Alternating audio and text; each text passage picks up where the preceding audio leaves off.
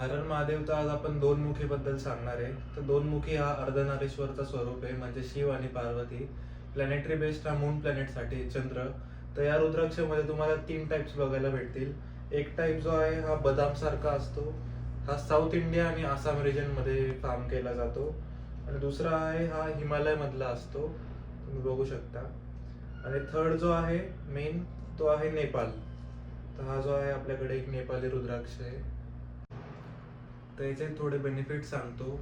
तर रिलेशन्समध्ये तुम्हाला इम्पॉर्टन्स देण्यासाठी, इमोशनल स्टेबिलिटीसाठी, एक दुसऱ्याला समजून घेण्यासाठी, या गोष्टींमध्ये हा तुम्हाला फायदा देईल. अजून युनिटी बनवून ठेवायला, फिजिकल स्ट्रेंथ, डिसिजन मेकिंग, असे वेगळे वेगळे तुम्हाला बेनिफिट्स यातून भेट. तर या दोघांपेक्षा नेपाळी रुद्राक्षाची व्हॅल्यू जास्त असते, कारण हा खूप रेअर असतो. तर हा तुम्हाला आपल्याकडे प्रॉपर सर्टिफिकेशन करून भेटेल.